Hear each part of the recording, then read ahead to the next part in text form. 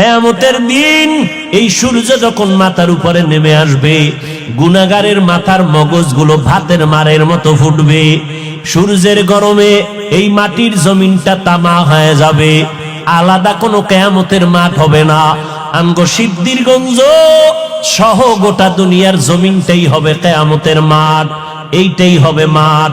আসমান থাকবে না, বিল্ডিং থাকবে না, পাহাড় গুলো তুলার মতো উঠতে থাকবে, পুরা জমিনটা সমতল হয়ে যাবে। মানুষ নাই, কিছুই নাই। যারা কবরে আছে আল্লাহ হুঙ্কার দিবে, এবার দাঁড়াও।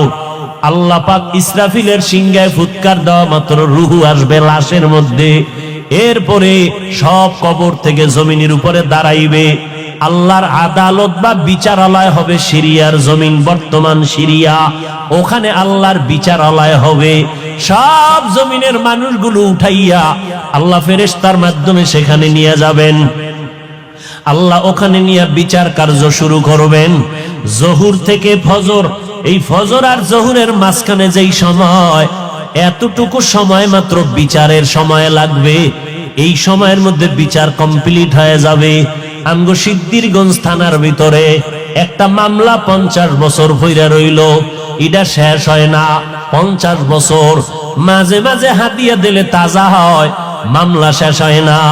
রব্বুল আলামিন হাসরের ময়দানে কোটি কোটি কোটি সহস্র কোটি মানুষ, এদের বিচার কেমনে আধা বেলায় শেষ হবে?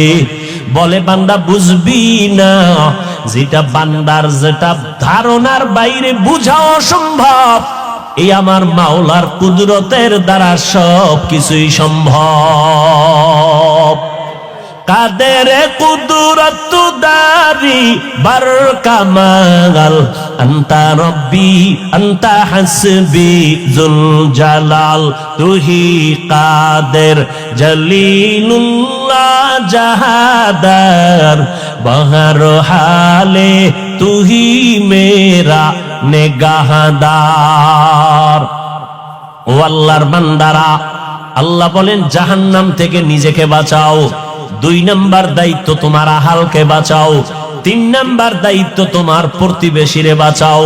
4 নাম্বার দায়িত্ব তোমার সমাজের লোক বাঁচাও।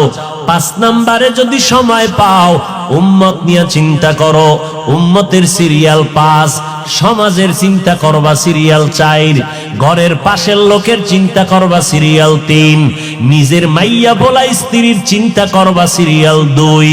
1 নাম্বার সিরিয়াল, নিজে আগে জাহান্নাম থেকে বাঁচো। জাহান্নাম থেকে বাঁচার মানি গুনাহ থেকে নিজেরে বাঁচা।